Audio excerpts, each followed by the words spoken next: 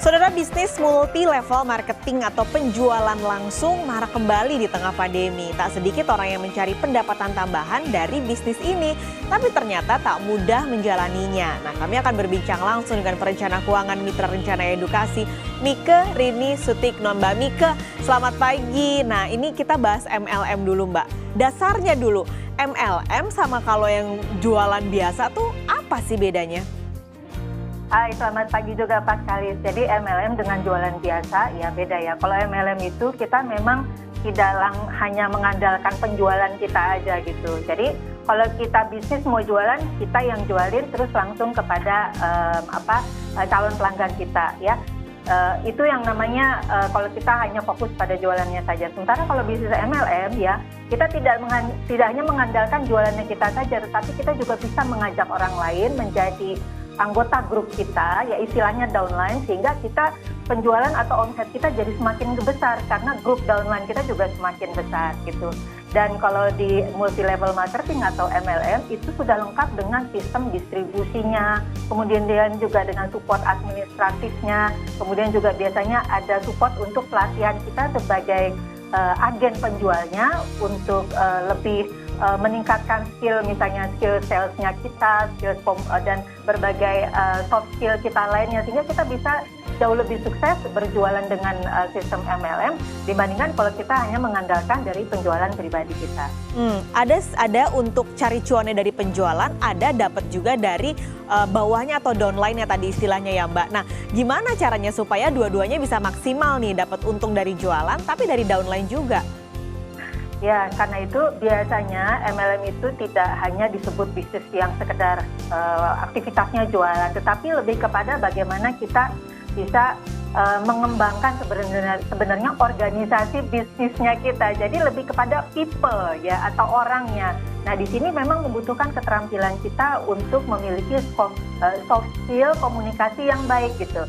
Nah, dengan demikian, ketika kita mau sukses menjadi sukses di bisnis multi level marketing, memang kita harus lebih banyak melakukan rekrutmen, sehingga rekrutmen ini artinya kita mesti memang berkomunikasi dengan orang karena kita akan merekrut dia, kita akan mengajari dia bagaimana caranya bisa mengembangkan bisnisnya juga. Jadi cara kita di MLM mengembangkan bisnis adalah dengan mengajak orang lain untuk juga ikut join kepada bisnis yang sama, sehingga omset kita bisa jauh lebih banyak. Nah, karena itu memang di sini bukan hanya kita yang sukses, kita membantu orang lain untuk sukses, maka kita akan lebih sukses lagi. Itu sebenarnya prinsip dasarnya dari multi level marketing. Jadi kita membantu orang lain untuk jualan juga agar omset kita menjadi lebih besar. Tapi kan ada image gitu Mbak, kayaknya MLM nih, aduh apaan sih nih MLM kok kayaknya ganggu banget gitu. Nah, gimana supaya kita bisa ngajak orang, kita ngajak kerabat atau teman, tapi tanpa mengganggu, yang pada akhirnya yang kita nggak pengen adalah memutus hubungan pertemanan kita.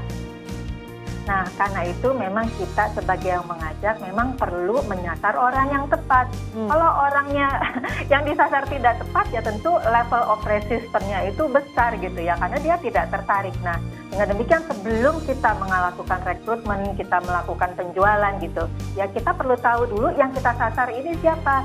Nah, bisa jadi orang yang ikut MLM itu banyak ya, tetapi masing-masing kan punya pangsa pasarnya sendiri, tergantung dia mulai dari jaring yang dia punya saat ini sudah ada apa saja, di mana saja, dan dari situ kita coba lihat mereka yang tertarik dengan bisnis MLM ini siapa sih? Karena kan nggak semua orang tertarik. Supaya Anda tepat sasaran ya, coba Anda lihat dulu siapa sih, misalnya mungkin yang butuh bisnis MLM ini adalah orang yang karyawan ya, tetapi dia pengen punya pendapatan sampingan misalnya. Nah, orang yang merasa dia udah sibuk dan dia nggak tertarik punya pendapatan sampingan, dia tidak perlu Anda, maksudnya mungkin itu bukan marketnya Anda gitu. Tetapi nah, karena itu kita perlu tahu dulu, kita harus punya sasaran yang jelas dulu, dengan siapa orangnya, yang mana yang kita harus dekatin.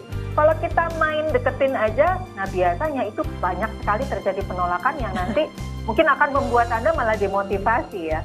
Oke, tapi kan perusahaan MLM juga banyak banget ya Mbak di Indonesia nih. Nah, gimana cara milihnya, atau kita yakin apa yang harus kita pelajari supaya kita nggak ketipu juga di bisnis MLM ini ketika kita mau terjun?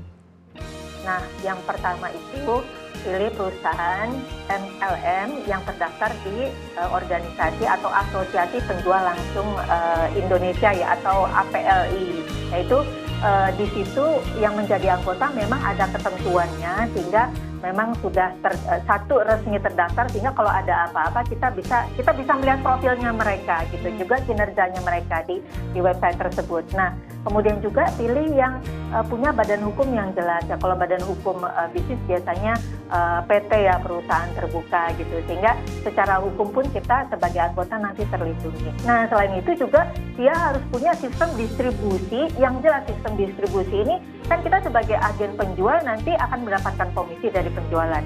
Nah, bagaimana sih sistem distribusinya dari tiap penjualan, kapan, sehingga memang harus didukung dengan sistem distribusi yang otomatis dan administratif yang kuat ya untuk mendukung kita, sehingga kita udah ibaratnya join itu udah ready to use gitu. Nah, selain itu juga harus ada support untuk bagaimana kita meningkatkan soft skill kita, karena bisnis ini kan lebih kepada people business ya, kita merekrut orang, soft skill kita dilatih. Nah, kurikulum pelatihannya, istilah saya kurikulum ya, offline-nya, online-nya mendukung nggak? Ada nggak dia untuk itu? Oke, dan itu penting banget ya, jadi jangan sampai membeli kucing dalam karung. Tapi Mbak, kalau semua orang nih kayaknya udah jualan hal yang sama, gimana caranya? Kok kayaknya persaingan kita jadi makin tinggi? Apa yang harus jadi pembeda di kita supaya barang, karena kan yang kita jual sama-sama aja gitu Mbak. Yang pertama memang penguasaan kita terhadap produk, pengetahuan dari produknya. Kita satu ya, sebelum kita menyasar orang lain ya, kita harus memahami dan menyukai produknya terlebih dahulu. Jadi kita memang nanti merekrut itu atau menjual berdasarkan pengalaman kita. Jangan hanya kita hendak menyasar komisinya yang besar saja, tapi kita memang harus betul-betul menyukai produknya dan percaya kepada produknya. Nah, baru kita bisa menyasar orang lain yang kurang lebih mungkin punya kecenderungan yang sama dengan kita, sehingga lebih mudah menjualnya. Karena bagaimanapun, walau memang banyak MLM di Indonesia, tetapi selalu ada yang namanya celah pasar ya gitu.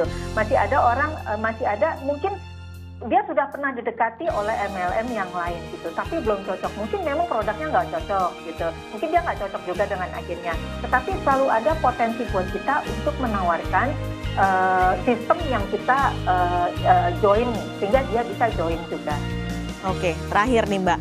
Apa yang harus ditanyakan kepada diri sendiri nih Mbak untuk oke, kayaknya saya bisa nih ikut join MLM, ikut jualan dan jadi agen penjual dan nanti jadi downline, karena kan ini sistemnya beda banget kan Mbak dengan kita jualan beli putus dari seller gitu. Jadi apa sih yang harus kita tanyakan ke diri sendiri kalau oke, sistem ini memang cocok dengan kita untuk bisa jadi agen penjual di MLM? Menjadi anggota agent MLM gitu ya, bergabung, itu sama sebenarnya kayak kita membuka bisnis sendiri ya. Kita nggak hanya tiba-tiba fokus bikin produknya atau jualan, tidak seperti itu. Tetapi harus dimulai dengan yang kita tanyakan, seperti tadi kata Pak Salim, tujuan kita bisnis ini apa gitu ya. Sehingga di situ kemudian baru kita bisa memecah-mecah tujuan besar. Tadi misalnya saya ingin kebebasan finansial. Kebebasan finansial ini kan artinya punya penghasilan seumur hidup yang bisa mengcover biaya-biaya hidup kita gitu ya. Nah, itu kan sebuah pekerjaan yang besar gitu, itu visi besar. Nah, visi besar itu agar tercapai, baru kemudian kita terjemahkan ke dalam tujuan-tujuan keuangan yang lebih pendek-pendek dan lebih realistis. Nah, karena itu pertama kali ketika kita join, yang harus kita tanyakan kepada diri kita sendiri, tujuan kita atau visi kita apa, sehingga nanti akan memudahkan kita untuk mencapainya, membaginya ke dalam tujuan jangka pendek, jangka menengah, dan jangka panjang. Nah, disitulah baru kita bisa membuat sebuah rencana yang strategis untuk bisa sukses di dalam bisnis ini. Tanpa visi yang jelas, tanpa tujuan yang jelas, maka dalam nanti kita beraktivitas MLM, itu kita bisa salah arah ya, jadi tidak fokus.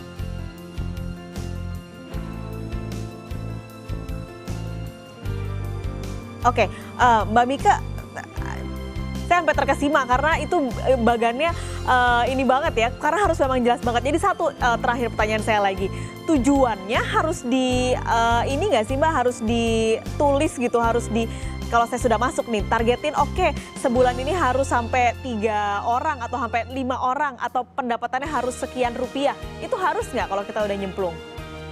Pasti ya Pak Karis ya. Nah itulah makanya tujuan kecil itu kan merupakan terjemahan dari tujuan yang besar tadi. Tujuan yang besar atau visinya itu sebenarnya untuk apa sih? Kalau dalam berbisnis, terutama misalnya dalam hal ini bisnis MLM ya, itu yang namanya tantangan, ujian itu kita hadapi setiap hari, penolakan dari orang. Nah, supaya kita kuat mental lah gitu, kan kita mesti punya belief gitu, mesti punya keyakinan, dan keyakinan itu berasal dari visi yang besar tadi. Tapi visi besar, kalau di dalam actionnya tiap hari, itu tidak ada panduannya kita mau ngapain, targetnya berapa yang mesti kita kunjungin, kita mesti penawaran, sudah menawarkan ke beberapa orang minggu ini ada target seperti itu, nah maka visi besar itu tidak akan tercapai. Nah karena itu visi besar kemudian diterjemahkan ke dalam daily action, nah itu yang akan membuat Anda sukses sebagai seorang MLM. Oke, jadi jangan beli kucing dalam karung, harus tahu, tetapin visi misinya dan tujuannya supaya goal untuk kebebasan finansial itu bisa terlaksana. Terima kasih Mbak Mika sudah bergabung di Kompas Bisnis pagi ini untuk sharingnya pada hari ini. Mika Renasutikno, perencana keuangan Mitra Rencana Edu.